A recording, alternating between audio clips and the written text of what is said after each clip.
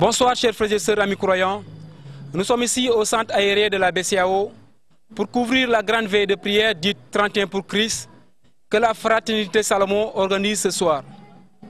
Allons et prions ensemble avec les frères et sœurs de la fraternité.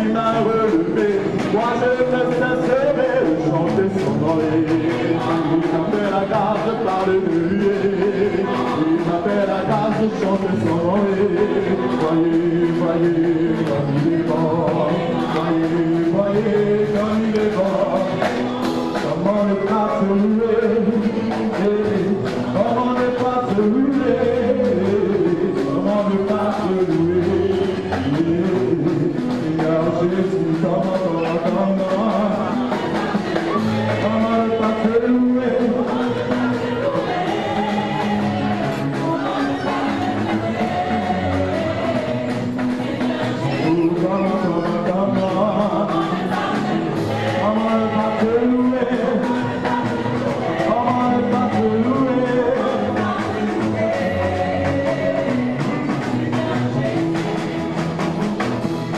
Seigneur Jésus, je te remercie, car j'étais malade et tu m'as guéri, comment ne pas te louer, Seigneur Jésus. Oh Seigneur Jésus, moi je te remercie, car j'étais perdu et tu m'as retrouvé, comment ne pas te louer,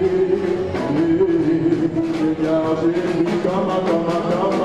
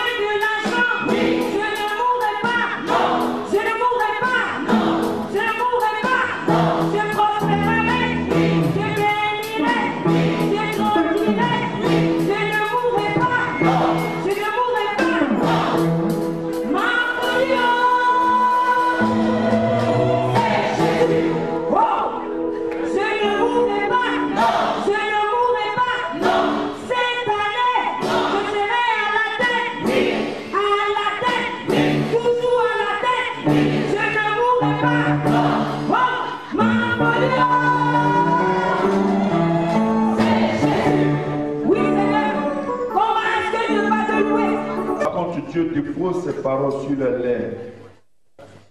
On n'a jamais vu l'homme parler de la sorte. Il parle bien. C'est le premier responsable de la fraternité Salomon. Un homme dont le ministère n'est plus à démontrer parce que tous ceux qui se sont approchés de lui ont été surnaturellement transformés. Et je crois qu'en attendant ce soir, quelque chose va se produire dans ta vie. C'est pourquoi sous vos ovations, vos acclamations, en notre Dieu, nous accueillons Papa Aurélie. Il manifeste sa gloire de façon puissante. Ce soir, j'ai une très bonne nouvelle pour toi. Une nouvelle importante à t'annoncer. Tu viens d'entrer dans l'année de l'accomplissement de la prophétie de Dieu sur ta vie. Tu viens d'entrer dans une année importante qui va marquer un tournant important dans ta vie. Je pensais que tu allais dire Amen. Parce que tous ceux qui vont saisir les paroles que nous allons prononcer ce soir, quand ils vont sortir d'ici, les gens progressivement ne vont plus les reconnaître. Alors ce soir, mon message a pour titre le grand départ. Nous allons prendre nos Bibles. Je sais que vous êtes venus manger, donc tout le monde n'a pas sa Bible, ce n'est pas bien grave. Alors nous allons lire deux textes. Exode, le chapitre 4.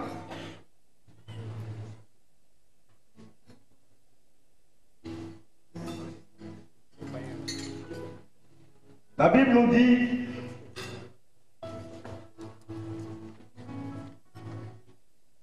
j'ai vu ce qu'on a fait subir à mon peuple en Égypte. Alors j'ai dit: je vous ferai monter de l'affliction d'Égypte vers la terre des Cananéens, des Hittites, des Amorites, des Hivites, des Jébusiens, vers une terre où coule le lait et le miel. Et le deuxième texte est tiré de Exode, le chapitre 12.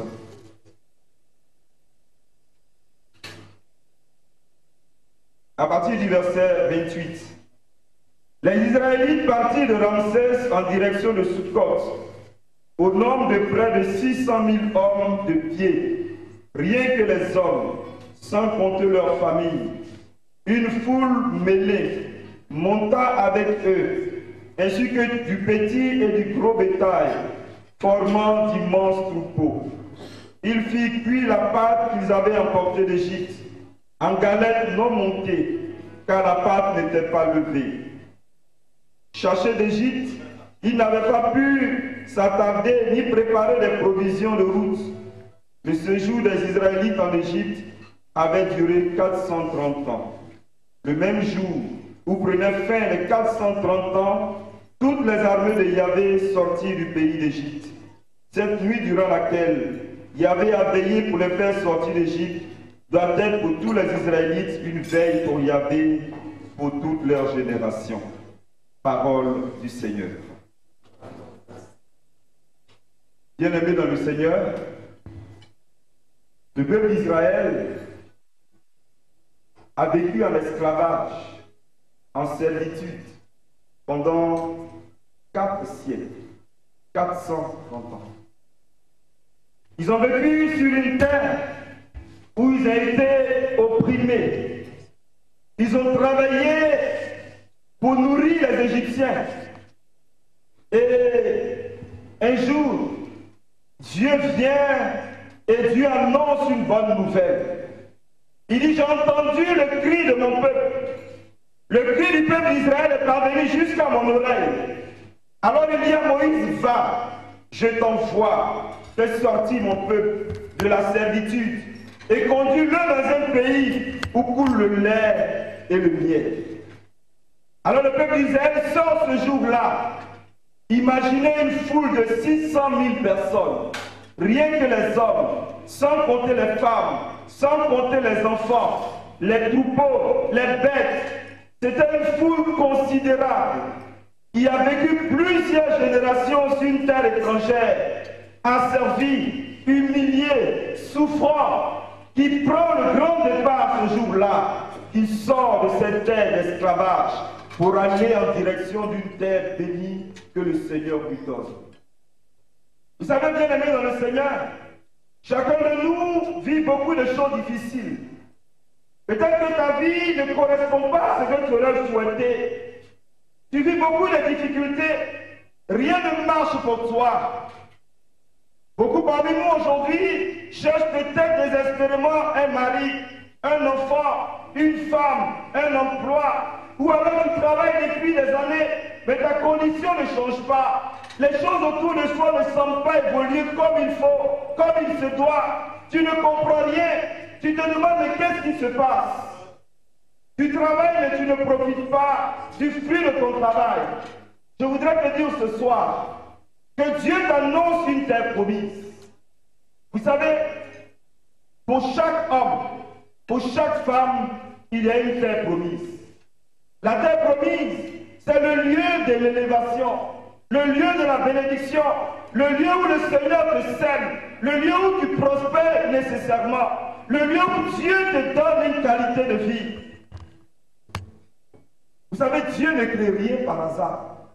Et quand Dieu crée chaque chose, Dieu plante cette chose-là en un endroit bien précis. Quand Dieu a créé Adam et Ève, la Bible dit que Dieu avait pris le temps de créer d'abord l'univers tout entier. Mais Dieu n'a pas laissé Adam et Ève comme ça dans la nature. La Bible déclare que Dieu a créé spécialement un jardin particulier où Dieu a semé Adam et Ève. C'était là le lieu de leur élévation, le lieu de leur prospérité. Ils n'avaient pas besoin de quelque chose de particulier parce que là, ils prospéraient. Ils avaient une communion avec Dieu. Ils étaient bénis. C'était le lieu de leur terre promise. Et quand le péché est entré dans la vie des hommes, quand ils sont sortis de ce paradis, alors les choses ont commencé à être difficiles pour eux. Il y a un territoire que Dieu a préparé pour toi. Il y a une terre promise que Dieu te destine. Et ce soir, le temps est venu pour toi de prendre le départ, de quitter l'Égypte pour entrer dans cette terre promise. Et Dieu te fera entrer dans cette terre promise. Vous savez, tu peux avoir l'impression que ta vie est bien. Les activités prospèrent. Mais voyez-vous, il y a un homme qui s'appelle Joseph.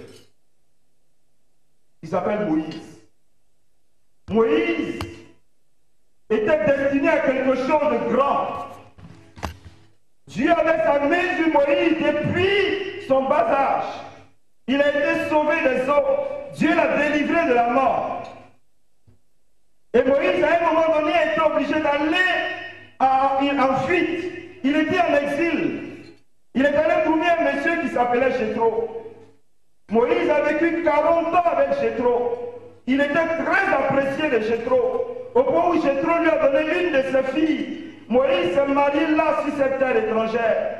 Il gardait les troupeaux de Jéthro. Moïse pensait que sa vie était bien. Parce que là, il n'avait plus à subir la peur de Pharaon. Il était là, il pensait que les choses prospéraient pour lui. Mais il n'était pas sur sa terre promise. Le peuple d'Israël était à Goshen. Le peuple d'Israël là prospérait. Ils étaient venus avec Joseph et ses frères. Et ils ont commencé à prospérer. Ils ont grandi. Ils mangeaient bien. Mais ils étaient en esclavage. Ce n'était pas leur terre promise. Tu as besoin de sortir de là où tu te trouves pour aller dans ta terre promise. Amen. C'est pourquoi Dieu destine à chacun de nous quelque chose de particulier. Chaque chose dans la création a besoin d'être là où Dieu a voulu que cette chose-là soit. La plénitude de la vie et le vrai bonheur ne se trouvent que sur le chemin de ta destinée, sur le chemin de ta terre promise, là où le Seigneur te destine. En dehors de cela, tu vas essayer de vivre. Tu vas faire des choses, mais tu ne seras jamais pleinement épanoui. Ta vie ne sera pas le reflet de ce que le Seigneur veut pour toi. Amen. Alors Dieu vient et Dieu annonce au peuple d'Israël. J'ai entendu ton cri. J'ai entendu ta souffrance. Alors je suis venu te faire sortir de cette terre qui n'est pas ta terre promise pour te faire entrer dans une terre où coule le lait et le miel. Parce que le Seigneur dit, je connais les projets que j'ai formés pour toi. Ce ne sont pas des projets de malheur, ce sont des projets de bonheur. Jésus dira, je suis venu pour que mon peuple ait la vie et qu'il ait la vie en surabondance. Ce que Dieu veut, c'est que tu sois béni, que tu aies la vie en surabondance et que ceux qui sont autour de toi constatent que la gloire de Dieu a été invoquée sur ta vie. Alors le jour du grand départ arrive. Mais vous savez, quelque chose a provoqué ce grand départ. Et je voudrais insister sur ces choses ce soir. Premièrement, la Bible nous dit que Dieu dit, j'ai entendu le cri de mon peuple. J'ai entendu la souffrance de mon peuple. Le peuple a crié vers Dieu en disant, Seigneur, où es-tu? Nous sommes fatigués. Et ce soir, le premier élément qui va conditionner ton départ vers la terre promise, c'est d'abord la prise de conscience du fait que là où tu es, tu n'es pas sur ta terre promise. Il faut que tu prennes conscience de ce que quelque chose ne va pas dans ta vie. Qu'il y a quelque chose qui ne va pas dans ta vie. Parce qu'il faut que tu cries à Dieu et que ton cri déchire le ciel, que ton cri parvienne jusqu'au trône de Dieu. Au trône de celui qui est capable de changer ta condition ce soir. Vous savez, beaucoup de personnes vivent des situations bizarres, elles se contentent de cela.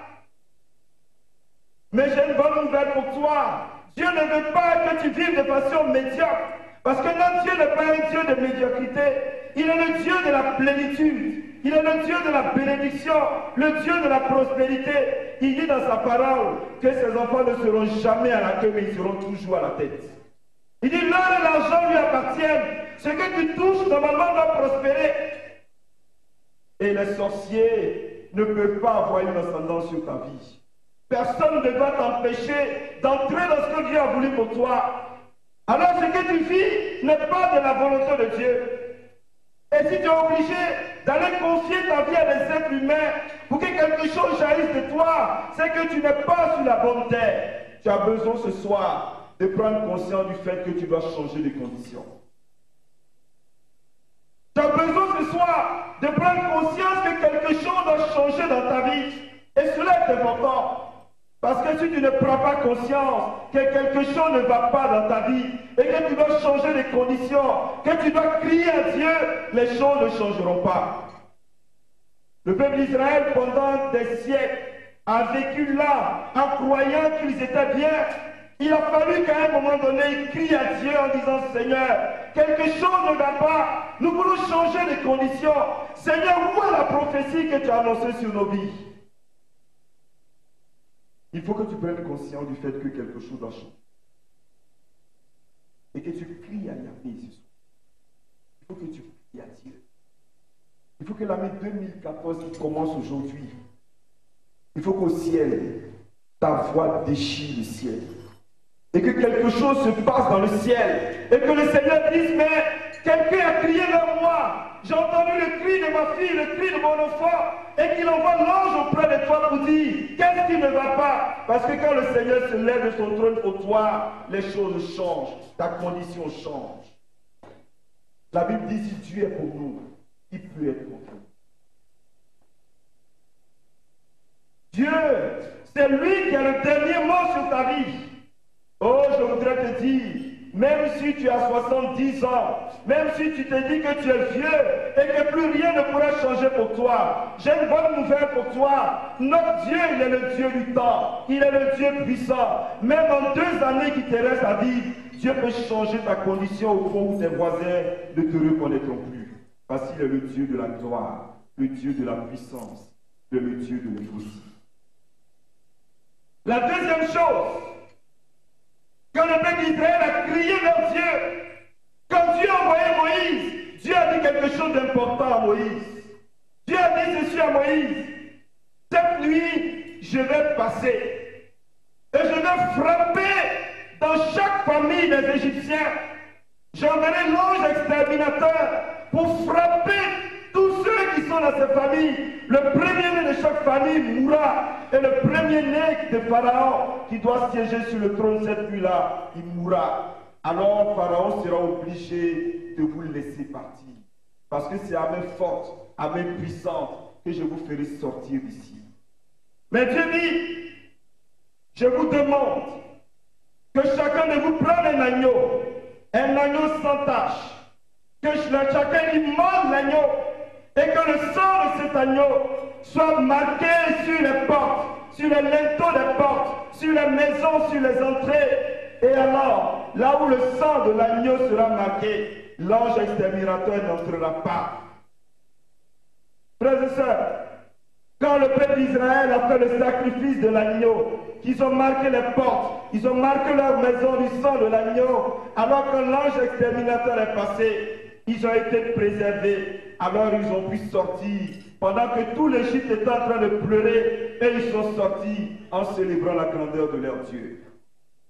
Bien-aimés dans le Seigneur, ce soir, nous n'avons pas besoin de sacrifier un agneau.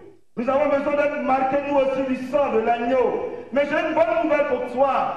La Bible nous dit que le Fils de Dieu, Jésus-Christ de Nazareth, l'agneau sans tache, est venu dans ce monde. Il est mort sur la croix à Golgotha. Son sang a coulé et que désormais, son sang est le sang qui nous justifie et qui nous préserve de l'ange exterminateur. Jésus dira dans Matthieu le chapitre 26 au verset 28, il dit, ceci est mon sang. Prenez et buvez, il dit, le sang de l'alliance nouvelle et éternelle, qui sera versé pour vous et pour la multitude en rémission des péchés. Alors ce soir, la deuxième condition, pour que tu fasses partie de ce peuple qui va franchir, qui va partir pour le grand départ, c'est que tu sois marqué du sang du Fils de Dieu. Est-ce que tu portes la marque du sang du Fils de Dieu? Parce que si tu n'as pas la marque du sang de l'agneau, ce soir, le peuple fera le grand départ et toi tu resteras encore en Égypte à pleurer. Le sang de Jésus de Nazareth, l'agneau immolé, c'est ce sang qui nous justifie. Vous savez, dans le livre de l'Apocalypse, quand les anges sont venus annoncer le grand fléau, la destruction du monde et le renouvellement du nouveau monde, la Bible nous dit, on n'aura pas le temps de le lire, que quand l'ange exterminateur est venu et qu'il voulait détruire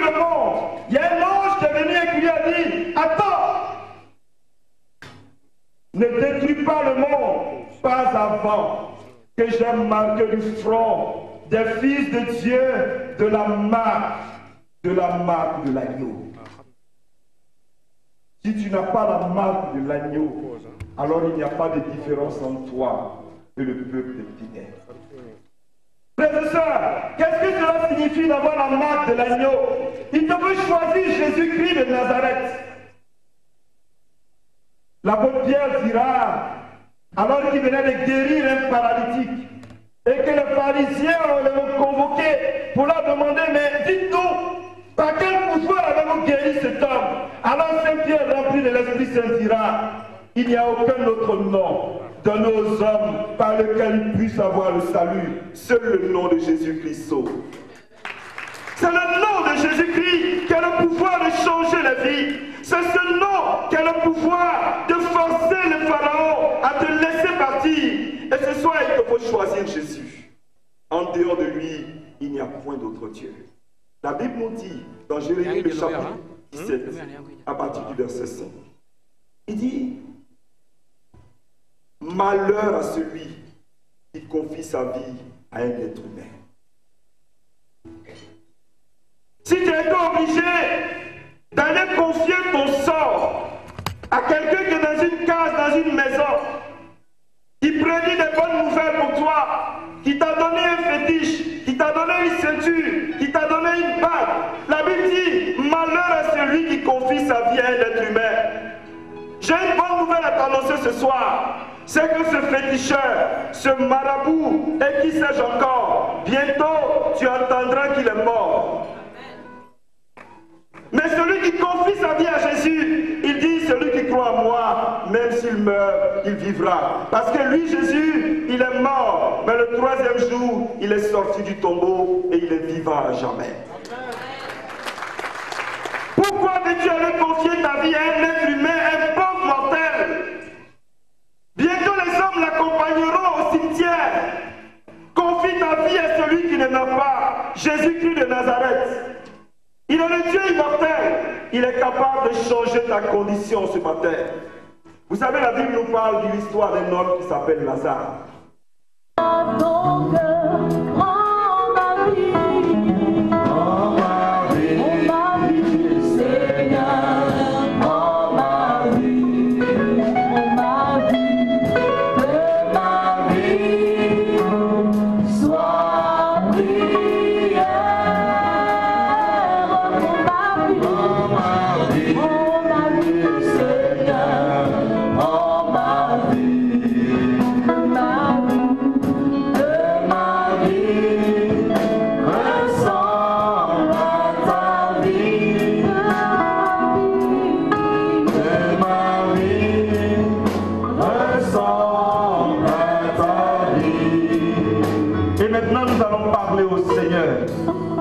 Jésus-Christ de Nazareth. Chacun de nous va invoquer le sang de Jésus sur sa vie. Alors tu peux parler.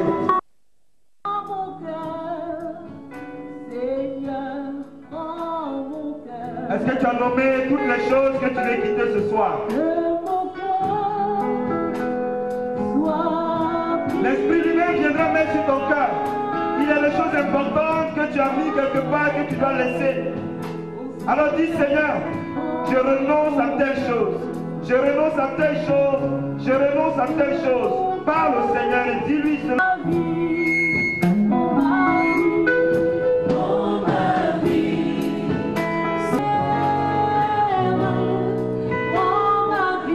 Oh, parle à ton Dieu s'il te plaît. Dis au démon, à Satan. Alors parle à ton Dieu s'il te plaît. Ne regarde pas le voisin, ne regarde pas le cœur. Parle à ton Dieu s'il te plaît.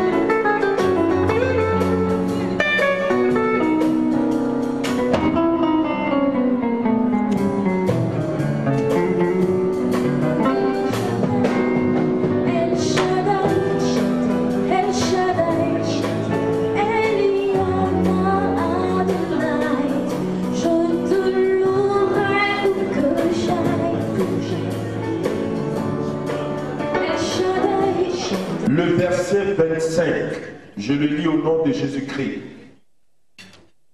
J'ai été jeune et j'ai vieilli. Je n'ai point vu le juste être abandonné, ni sa postérité mendier son pain. Dis Amen. La Bible nous dit que regardez bien ceux qui marchent avec Dieu. Il y a une constance dans leur vie. Laquelle? C'est que tous ceux qui ont marché avec le Seigneur ont toujours témoigné de la fidélité de Dieu. Parce que la fidélité est l'un des caractères moraux de Dieu.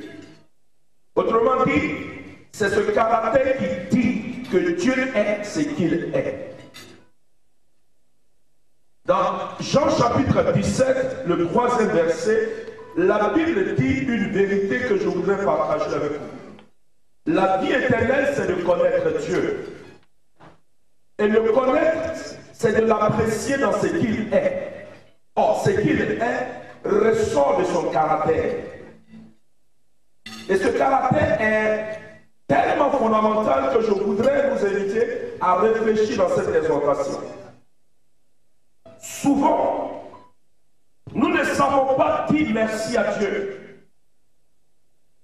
Parce que nous attendons sans doute une chose particulière de la part du Seigneur.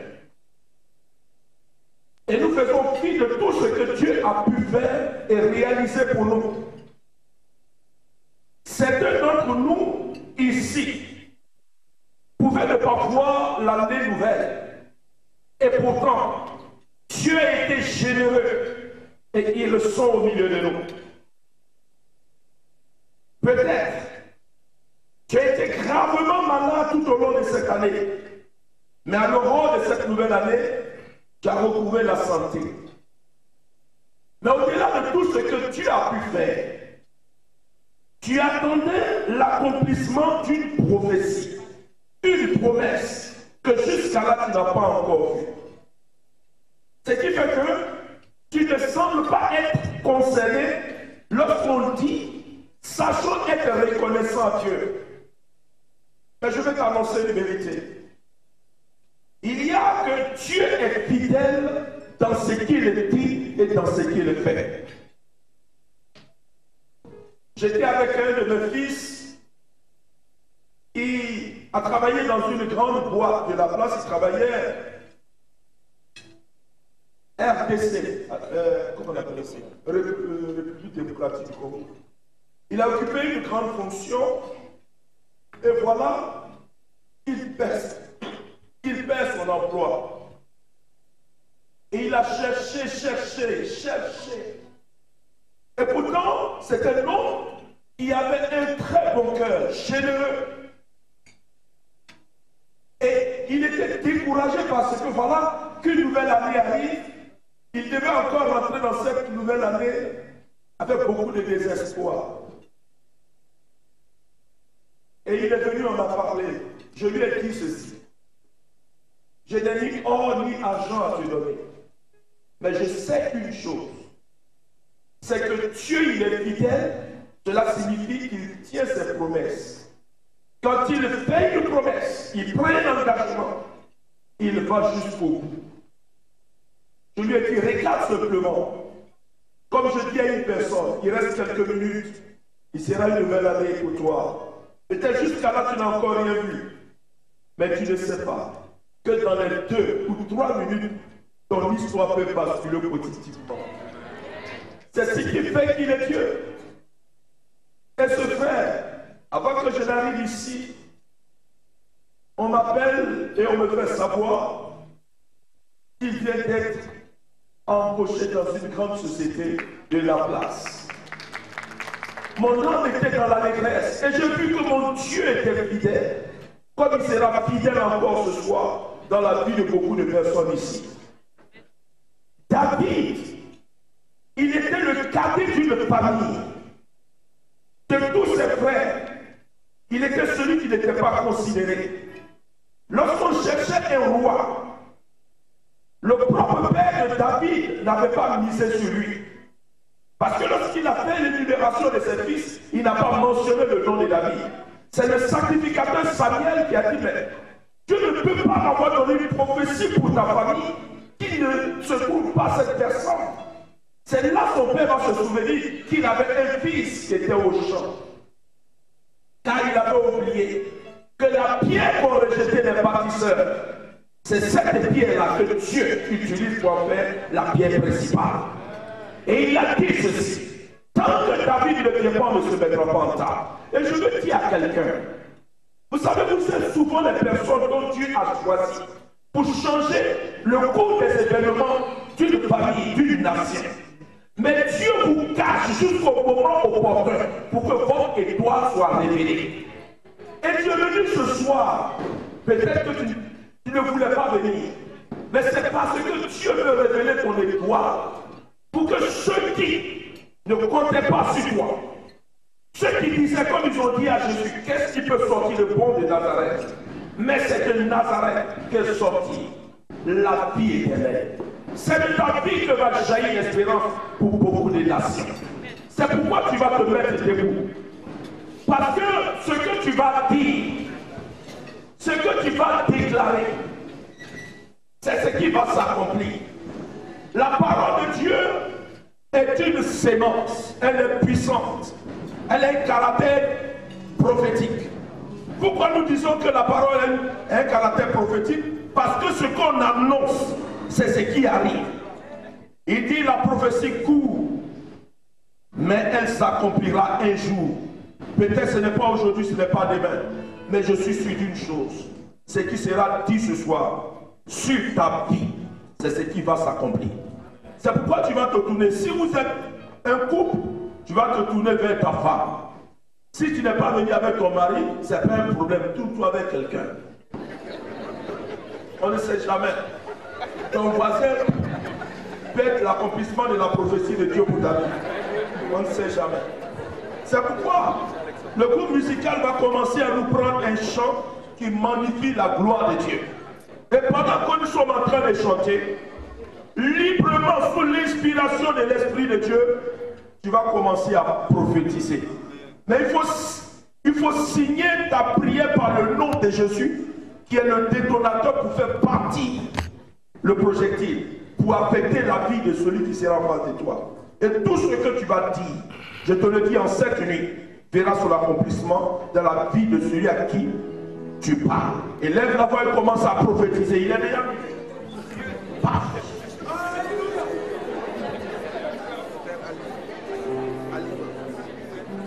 Oh, vous ne priez même pas, c'est quoi? On n'a pas dit de chuchoter. Parle avec vigueur, avec force. Déclare sur sa vie.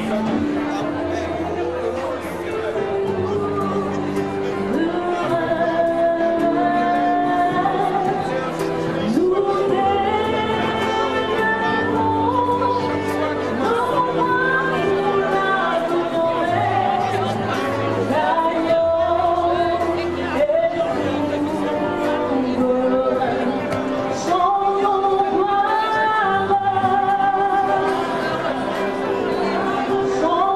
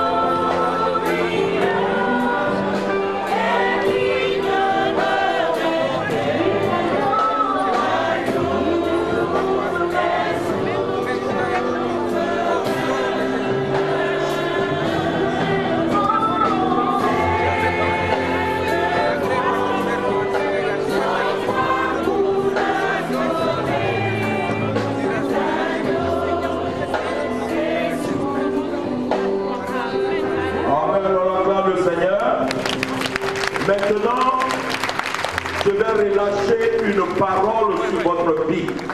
Et chaque fois que je vais déclarer cette parole... Déjà, bonsoir. Bonsoir. Pouvez-vous vous présenter s'il vous plaît? Oui, je m'appelle Jérôme Faye.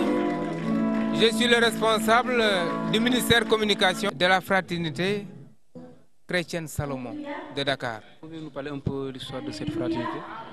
Bon, la fraternité a été créée pour une première fois par notre cher feu Victor Ndiaye, qui l'avait amené d'Abidjan, qui s'est inspiré de la fraternité d'Abidjan pour créer la fraternité chrétienne Salomon Dakar, qui est un apostolat de la communauté mère du divin amour, qui est une communauté nouvelle, reconnue définitivement depuis 2012 par le Vatican et qui est basée à Abidjan, qui a son siège à Abidjan. Voilà, donc la fraternité a été créée par feu Victor Ndiaye, mais qui a été arrêtée pendant un certain temps, pendant quelques années, mais qu'on a repris depuis 2011. Et la bergère actuelle s'appelle Madame Marianne Dien John. C'est la bergère actuelle de la fraternité. Une fraternité, pardon, qui a pour cible les cadres catholiques, particulièrement les dirigeants, les leaders chrétiens. Quels sont vos vœux pour l'année 2014? Mes vœux pour l'année nouvelle, c'est d'abord des vœux d'amour, parce que le Christ est amour et il nous a enseigné l'amour. Que l'amour et la paix règnent dans les cœurs, comme le Seigneur Jésus nous l'a laissé. Mes vœux aussi sont des vœux de prospérité pour mon pays d'abord,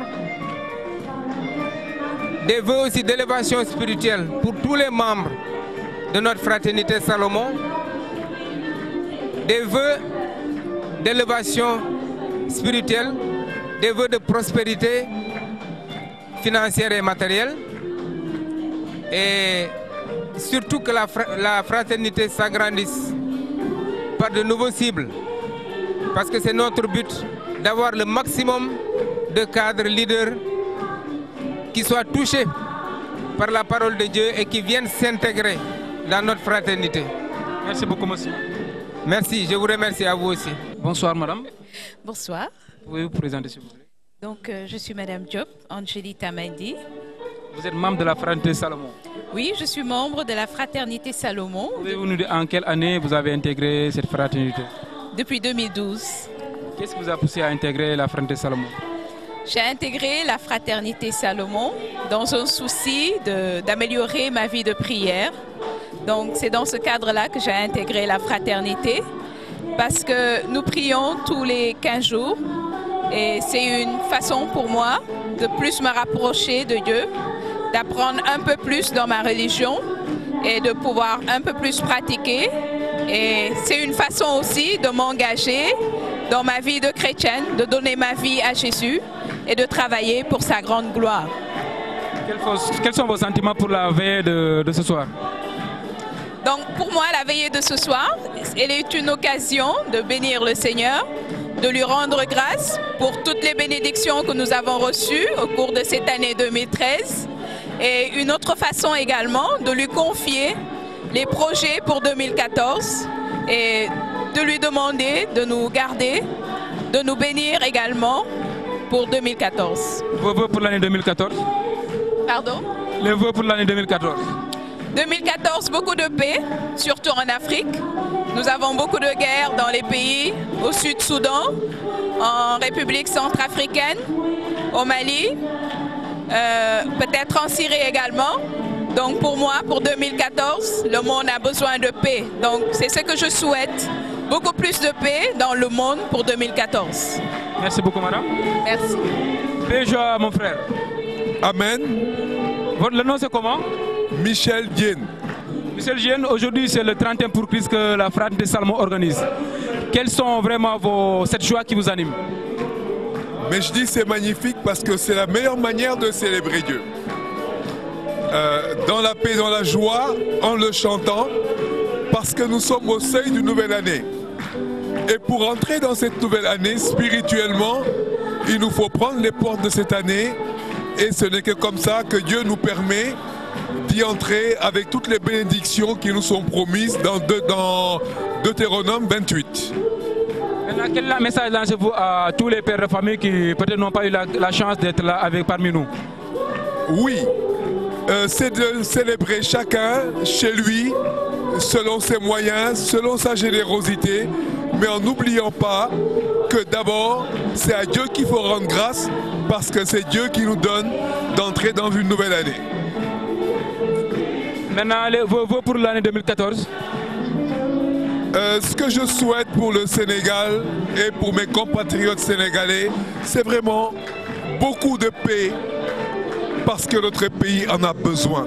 Beaucoup de stabilité, que les cœurs soient unis, que la politique politicienne s'estompe et que les Sénégalais se mettent au travail et que le gouvernement donne l'exemple.